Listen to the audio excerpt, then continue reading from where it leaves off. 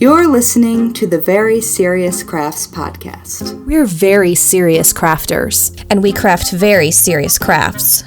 Very serious.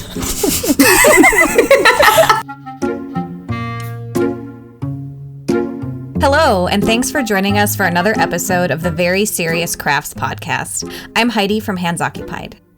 I'm Mollie from Wild Olive. And I'm Haley from Red Handled Scissors. Today, we'll be talking about knitting on a deadline, visible mending, and the horror that is clothes moths in your fiber stash, and more. Before we get started, did you know you can subscribe to the Very Serious Crafts podcast on iTunes, Google Play, Podbean, SoundCloud, Spreaker, and Stitcher? Very fancy. Stitcher sounds like the perfect option for those of us who do needle crafts. Indeed. Well, we're being very serious here, Mollie. And one last thing, you can visit veryseriouscrafts.com for all of your listening options. So, okay, lady friends, what's new? The latch hook project I finished yesterday. Oh, yay! Yeah, it was like record time. That's impressive. That was large. Yeah, I think it's thanks to having a really bad ear infection since, it turns out I had it when we recorded episode 2. And so when I've been totally out of it on amoxicillin and ibuprofen, I've just been hooking away. And this is the one that fit across the back of your couch, right? Yeah, it's like 5 feet long, maybe. Wow. Yeah, I'm a monster. Nice. And are there plans for where this will end up going? Like, will it hang over the couch? Not on the couch, but... TBD. I'm kind of digging it on the couch, but I'll have to keep you guys posted in a future episode once I actually make a decision on that. Fair enough. Fair enough. Sounds good. Yeah. But what have you been up to, Mollie? I've just been kind of running around the house like a crazy person, trying to get things done.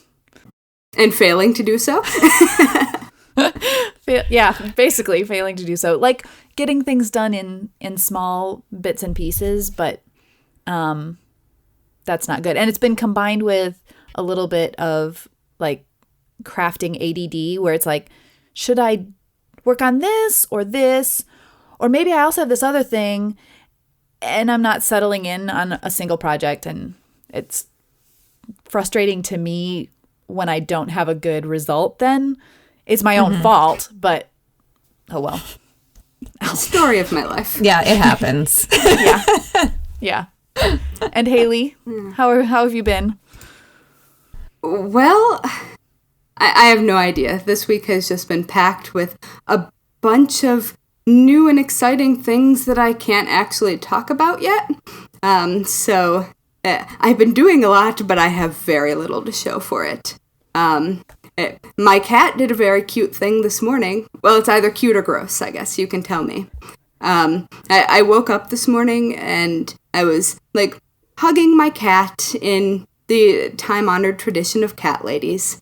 And he had his little head resting in my hand, and it was so cute. And then I realized that he had been sleeping with his mouth open and had drooled all over my hand. I don't even know how long it was happening. Nope. And I was I was so torn between and and I can't decide. My early morning brain just couldn't handle it and decided to just not even think about it anymore. Well, as the only dog person in this trio, I guess I'm not as grossed out by Jewel because it's just like a necessary part of life for me with 2 dogs. And a common ingredient of dog. Yeah, common ingredient, common floor splotch source for me. Ew. Sorry. That's funny. Yeah, I guess I don't think that I've ever seen my cat drool. So I didn't even know that was a thing that she would potentially do. Now I'm going to watch out. I don't know. I mean, I guess it's like people, if they sleep with their mouths slightly open, they drool. And Oh, yeah.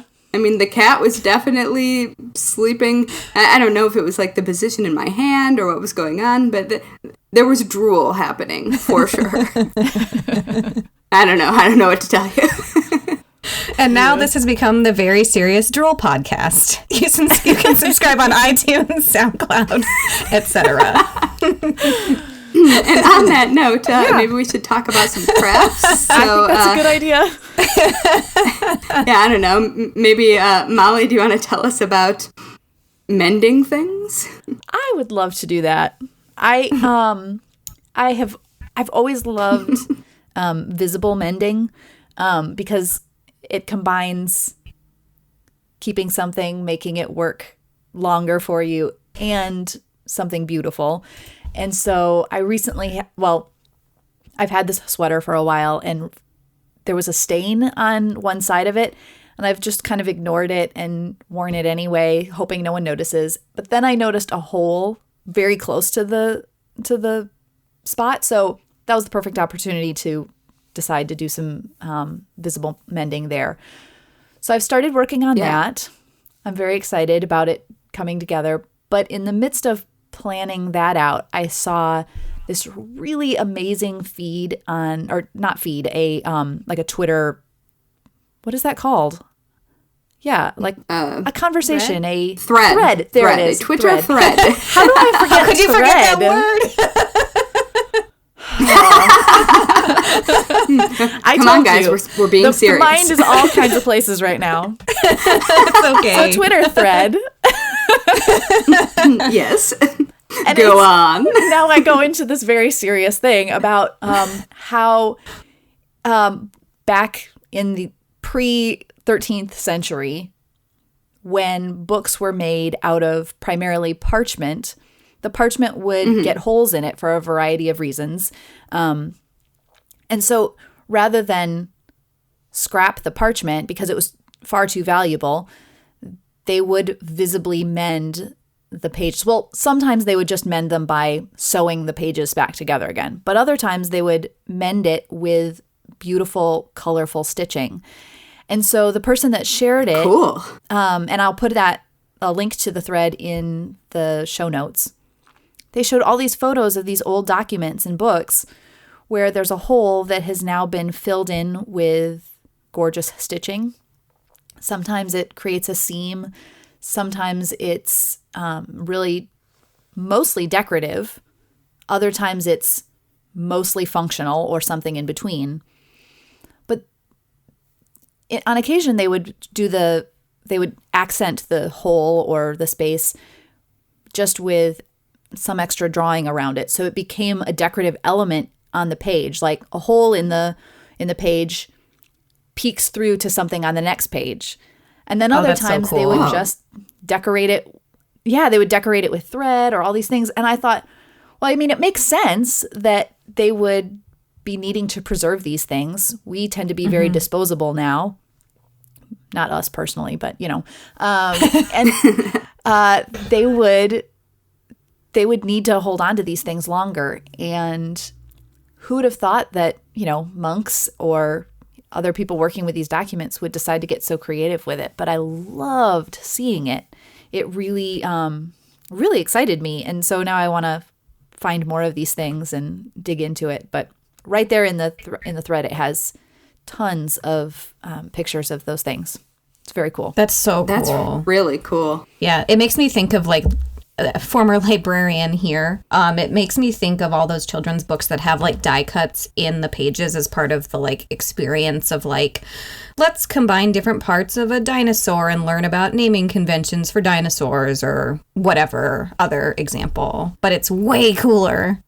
Yeah, that is really cool. It is kind of like that. And one of the examples, it's actually a hole that shows through to, I think it's like a dragon or something on the other page. It feels like how we would make a children's book. Yeah. That is so cool. This makes me want to make like an underground zine for like the children of anarchist crafters or something. I feel like it would do really well in that space and be really, really cool. Oh, man. That is just delightful. Yeah, that owns. That's fun. And very, very unexpected for the time. Yeah. Yeah. Like, I've seen, like, drawings that exist. My husband got me a really fancy edition of all the Hitchhiker's Guide to the Galaxy books for, I think it was for Christmas. And it came with, he special ordered it from this publisher in England, and it came with some, like, little extras. And one of them was a date book, and all the pictures in the date book were drawings that random monks had made throughout the centuries, just, like, doodling in the margins of books that they were either studying or copying. And so there's, like, these delightful little snails wearing hats and stuff like that Cute. like, from about the same time period, I think, that you're talking about. Some were even earlier. Some were ridiculously early. And unfortunately, in getting rid of extraneous stuff in my life, that was recycled, but it was really cool. Yeah, that sounds so awesome. I love it. But the actual sewing, I don't think I'd heard of. Yeah. Yeah. Embroidering monks. Go figure. And, like, the other thing that surprises me is the use of color. Like, that to me just seems, like, anachronistic. Yeah. There's a couple of them that are neutral, like it matches the page. You still notice the stitching, but most of the ones in the samples that he showed were, red, purple. It was beautiful. That's so cool. Yeah. That's neat. It makes me want to do that. Yeah, I know. I do think I'm going to have to try it, although regular paper is not going to take it as well, and I don't have any parchment on hand. True parchment. Right. Yeah, for a variety of reasons. I can name several. Yeah. But speaking of holes and things that need mending. Oh, no. Oh. You're tossing this over to me, aren't you? I am tossing this over to you because Heidi and I have been waiting for a long time to hear about a very special moth story that we know that you've been hesitant to share, but it's time, right? Yes? Oh, it is time. Moth season. It is upon us. Okay. So sit back, friends. I'm going to tell you a story that's going to make anyone with fiber or fabric stashes viscerally uncomfortable. Oh, no. And I'm kind of sorry, but kind of not. But I'm going to give you a spoiler alert. In this nightmarish tale, I win. Good. Okay. It turns out okay. All right. I think I need a drink for this story. All right. So, come back with me to the summer of 2014. I think it was hot and humid. I assume it was hot and humid because I live in New York City and it is hot and humid. So, I was working at the time on a book proposal for a crochet book that didn't end up getting published, but I had a lot of yarn, and a lot of yarn in, like, varieties that I didn't usually use. And it was all piled in this wooden crate next to my couch.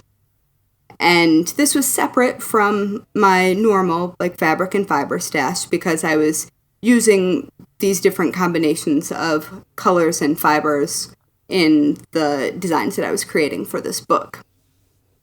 And I'm not sure exactly how this all started. By the way, we refer to this time period within my house as either the mothing or, because we don't swear on this podcast, as I need to remember, moth, H-E double hockey sticks. That's right. Because we are a family-friendly show. That's right. Anyway, so I'll refer to it as the mothing for our uses. So I'm not sure if I brought in a contaminated skein or if it was just some freak accident of windows being open, or maybe something came back from the cleaners. I'm not really sure exactly how it happened. But right at the tail end of all of this work that I was doing for this crochet book proposal, I discovered that I had the mother of all moth infestations. And we're talking about clothes moths. The kind that eat your silky underthings. The kind that eat your favorite sweater. Or the random bits of fabric in your stash that happen to have animal fibers in them. Also, all your yarn. Now, I also learned that clothes moths wouldn't just stop there if you happen to have pets. Because if you happen to have pets and get any, like, I have cats. If you get any cat hair on your new yardage of fabric, even if it's cotton, before you put it away, guess what likes to eat cat fur? Clothes moths. So I initially found the problem because I saw a moth take flight from that box of yarn that I had sitting next to the couch. And I had many colorful things to say about this particular thing. There were several consonants, perhaps. Hey, quick interruption, Haley. Yeah. Did you know that moth is a 4-letter word? It is a 4-letter word. That is so very true. And, I can think of so many others to bring in to that group. So, I'm not going to, even though I really, really, really want to. There are several phrases that come to mind. Okay, anyway, so I saw it take off. I decided to investigate further. I really wish that I hadn't investigated further because I may have been able to stay in denial for a bit longer. But to make a very long story short, they were everywhere. They were under my rug, in my couch, in the couch cushions, along the edge of my bed frame, in every box in my studio, under my computer. They were in closed file boxes. They were everywhere. Like, what the audience can't see right now is mine and Mollie's just mouths hanging open right now in genuine horror. This is awful. I'm gonna have a nightmare. I'm going. Yeah, and I think because I don't work with as much yarn and as I don't have as many wool things, although I have a decent amount of wool felt. I don't think of that as being something that would likely happen. But as soon as you said animal fibers on your cotton fabric, my mind just started going, oh no. It just didn't even... Every dresser drawer. What? My wardrobe. Yeah. Oh. Every place. Oh, that's so awful. And I would just like to take a small aside here to explain to people who don't know me or haven't seen like any of my posts on Instagram or like my studio tour on my website. I am a person so neat and organized and clean that it makes my friends uncomfortable. I am the kind of person who might vacuum every day if the sun happens to come in at a specific angle and I see one bit of like an errant granule of cat litter on the floor. I clean a lot.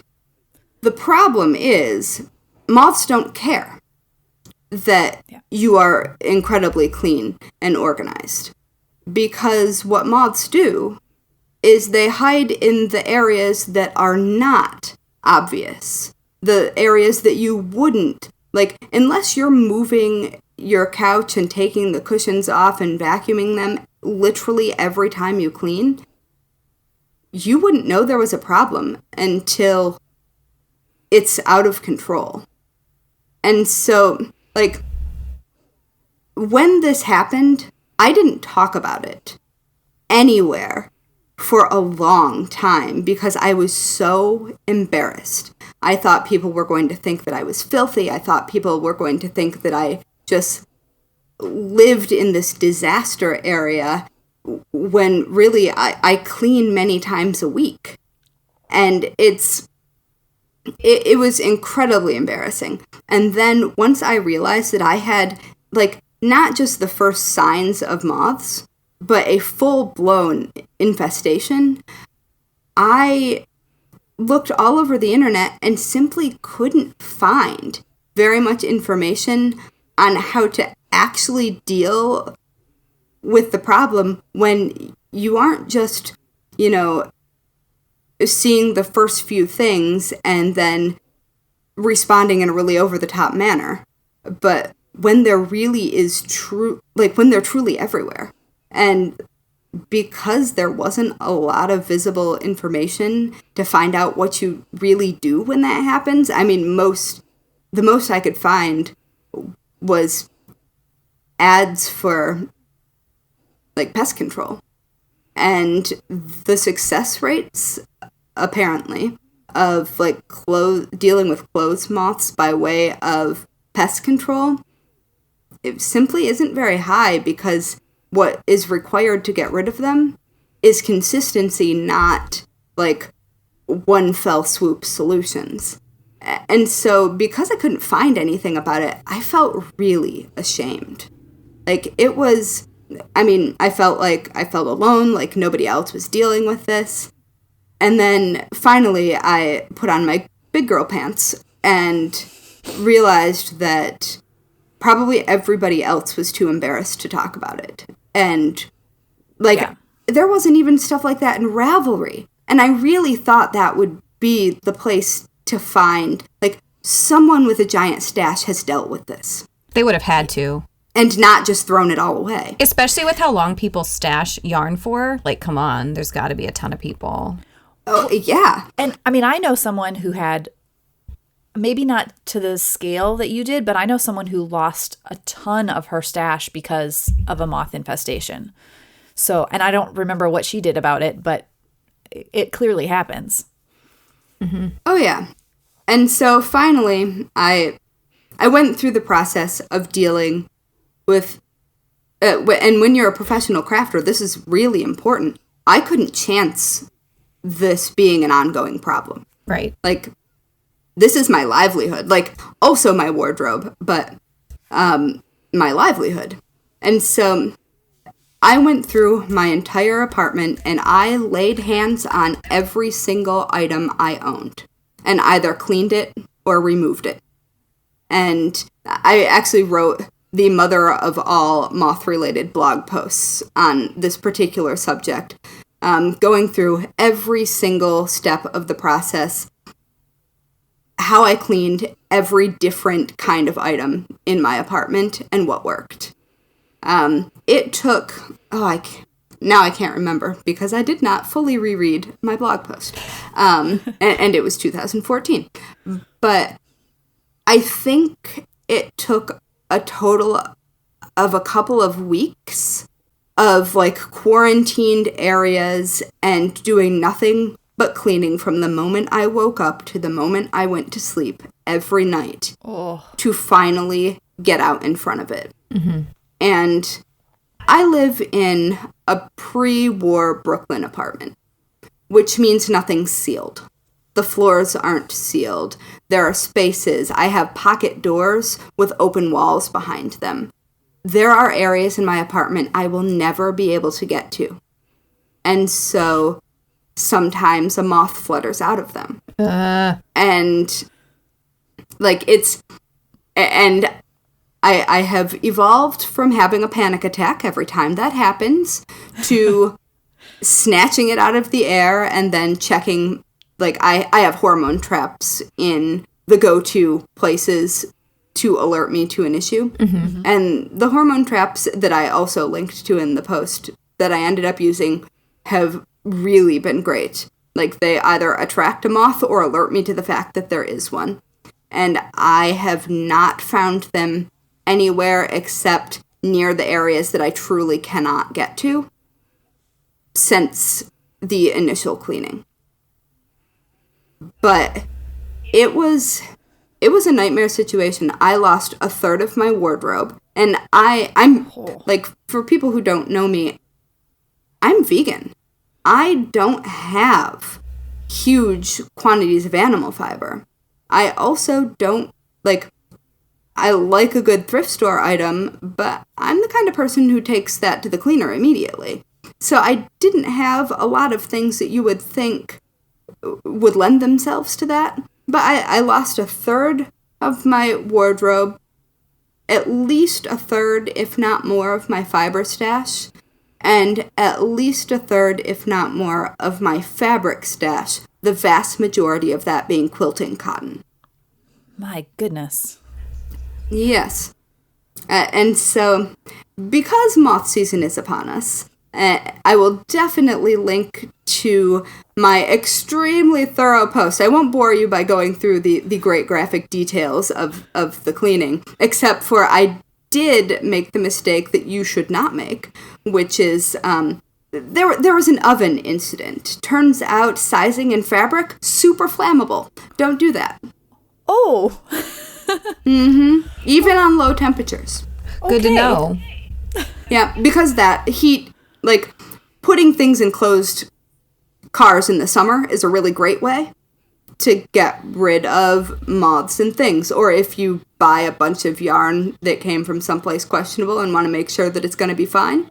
Like, extreme heat or extreme cold works really well. Extreme heat works even better than works even faster than extreme cold. So putting things in a closed car on a hot summer day, great idea.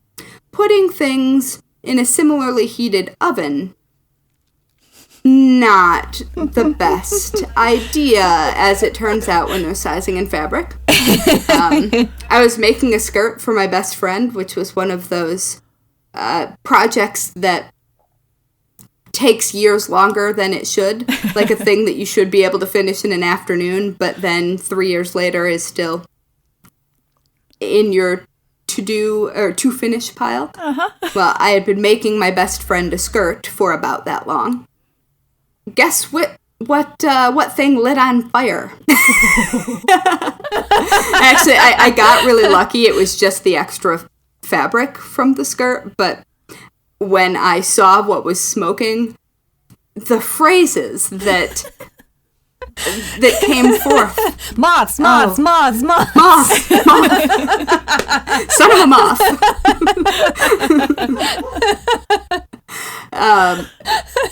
Yes. Wait, Mother Mother? No, I hope not, because that just begets more moths. That is true. Yeah. Or is it more like Mother? Yes. There you go. I see what you did there. Anyway, so that is my tale of woe, and I want to tell you all that, like, if you're a crafter and you've got stuff that you don't want to lose, now is a really great time to just check. Just look at your stuff and see if there are signs of anything having gone awry.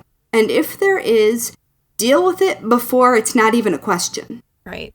Like, if you think that, I don't know, maybe something, or maybe that's dirt or dust, maybe it's not. And just assume that maybe it isn't. And do something about it. Don't wait. I mean, granted, I didn't even know that it was happening. Mm-hmm. Like, I don't know how quickly it happened. But I assume everything must have come together because I was so focused for several weeks straight on just using this yarn in this one area of my apartment. And so I wasn't getting into my stash, my fabric or fiber stash. And so I don't know that I could have noticed before it became a problem. But I just, when I have nightmares about it still. Like, it was the most, mortifyingly embarrassing and also stressful thing that has happened, like, in my house. I don't even understand. Well, now I will have nightmares about it.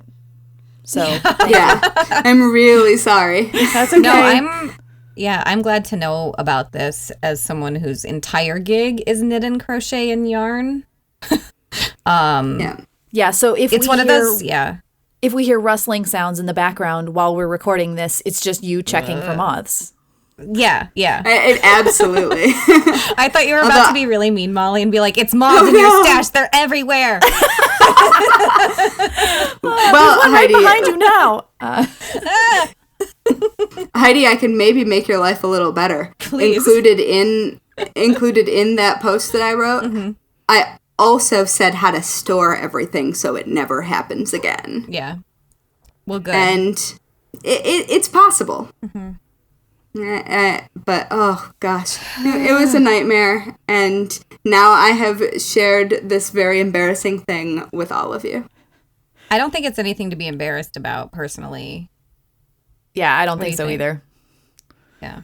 Yeah, I think, I don't know. I mean, it may be, well, I was going to say maybe it's a Midwestern thing, but, like, I live in New York City, but I grew up in Michigan, and you guys are both obviously in the Chicago area, so you are also Midwestern, but I feel like that is, oh, I hear Heidi's dog. Sorry, guys.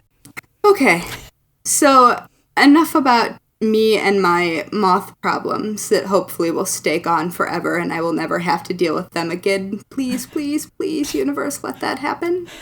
Heidi, let's talk about fiber, but not in the context of moths. Yeah, let's not talk about moths that I'm going to now have to actually clean up my really disorganized studio space over. But that's okay. I am so sorry. So where I sit here to record this podcast is in my studio, and all around me is my own stash. So this moth story is something that I'm definitely going to keep in mind in the days and weeks to come as I get more organized. But also in the days and weeks to come, I have a few things going on in my personal life. So in less than a month, my little brother and only sibling is getting married. And my sister-in-law, she is adopting her first child. And she decided to schedule the shower on the same day as my brother's wedding reception. Uh-oh. So I was like, hey, girl, sister-in-law, I've had this save the date for a minute. I'll send you a gift.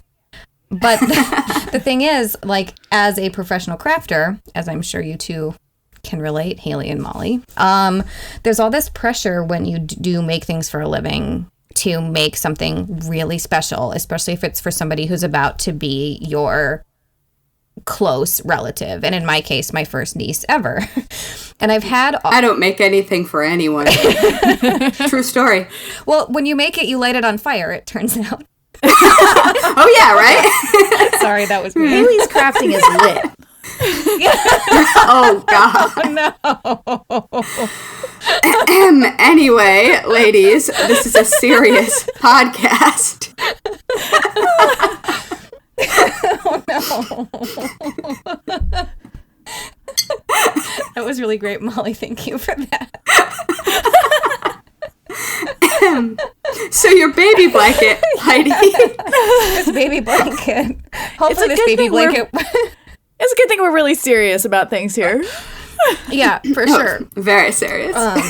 Yeah, hopefully this baby blanket won't be lit, because then I'll be really screwed, because the point I'm getting to here about this baby blanket is that I've had these really grand plans for what I want to make for my first ever niece or nephew. And I was like, oh, I'm going to make this beautiful lace thing that's really epic, and I will never release it as a pattern because I want it to be special just for this human that I'm going to love so much. And then the shower gets moved up to the same day as my brother's wedding. And I also have to do stuff for that because only sibling. So it's like, well, cool. So everybody is doing something on that same day in May next month. And so then I messaged you guys, Haley and Mollie, on Instagram, and I was like, is it a jerk move to opt to choose to finish something from my work in progress pile that's been in there for years? Is it a jerk move to do that rather than make this beautiful epic thing I'd had envisioned in my brain? Or is the jerk move not giving them something handmade or giving it a year later? And since the listeners were not in that conversations, what was your guys' advice for me there? Because I think that's valuable for other people to hear. Yeah, my thought was, it's still this beautiful handmade object that you are giving, and you shouldn't feel like there's any problem with it, even though you had worked on something maybe from a while ago. And I wrestle with that because I've had times where I go, okay, I made this project for a blog post or for a book or whatever, and am I allowed to give that to someone now, or should I save it and just keep it here sitting and doing nothing? So I kind of was looking at that going, but I think it's better to give the thing. You still spent all that time on it. It didn't matter what the original intent was. That's where I've landed on it. Haley? And I agreed with Mollie completely. I will regularly, I don't usually make things for people because I tend to make complicated and involved, I tend to design complicated and involved projects, so I don't necessarily have lots of time to do things beyond my regular work. And that expectation stresses me out, so I've dispensed with it. But it also, I don't always know that someone's going to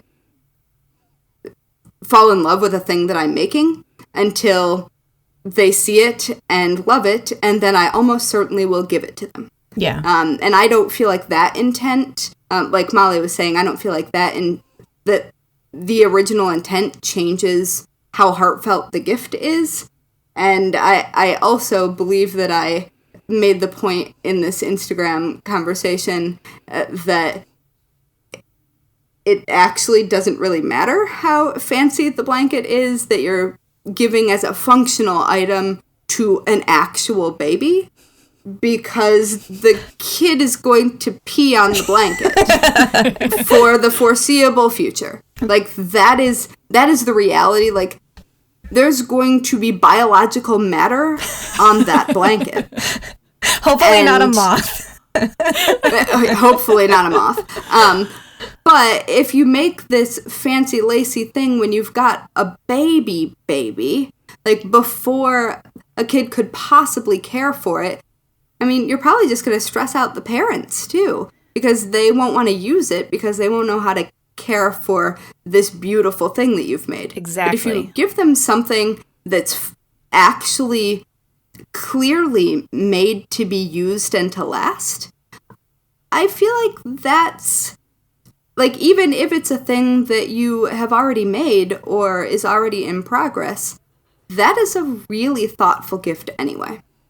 Yeah, and I think, thank you guys both for being such good crafter friends and talking me down off of my, own, I don't know, maybe, is hubris ledge an appropriate word for this problem that I was having? Maybe. Icarus ledge? Maybe that's better. Icarus ledge. I like the Icarus ledge. And the thing is, this blanket, it's, as it stands right now that I've started working on it again, it's 85% done, so it'll be done in a few more weeks in time for the shower. I won't be there, but this thing I made will. And it may, it's blue and green and white. It's lily, sugar, and cream yarn, the classic cotton yarn that's been used for generations. But you guys are right. It will be done first and foremost. And it will actually be able to be opened in front of all the people at the shower. And it will be able to be in the nursery when the baby comes. And it's entrelac. So that's not the simplest thing in the whole world. That's a lot of short rows. if anyone's ever knit entrelac before. And yeah, so I'm feeling better about it. I think this my anxiety about all of this also came about when before I was very sick, and I had like another 2 weeks on my hands. But I need to be realistic, and I think the whole point of me wanting to talk about knitting on a deadline and using this baby blanket example was just like, it's not the end of the world. This kid's still going to get a handmade blanket, and I don't know how many other handmade items this kid was going to get anyway. So I have to feel good about that.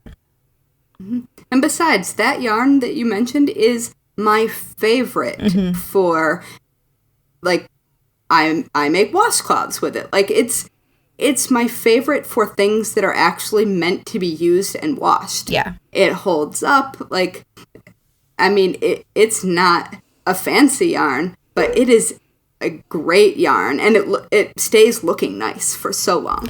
Yeah.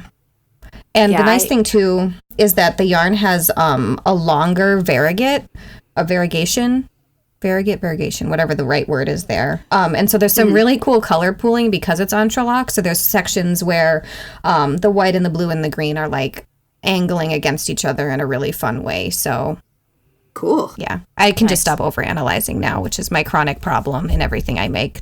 Tra-la-la, I'm a designer. That's what happens. And that's in the job description. Yeah, none of us would ever overthink these things. That's just not in our nature, right? Yeah. I don't know what you're talking about. I've never overthought a thing in my life. Yeah. But when this guy's done, I'll have to post on Instagram and link it up in the show notes as soon as I can share it with anybody other than my own blood relations. Well, fair enough. Yeah. We look forward to seeing more of that.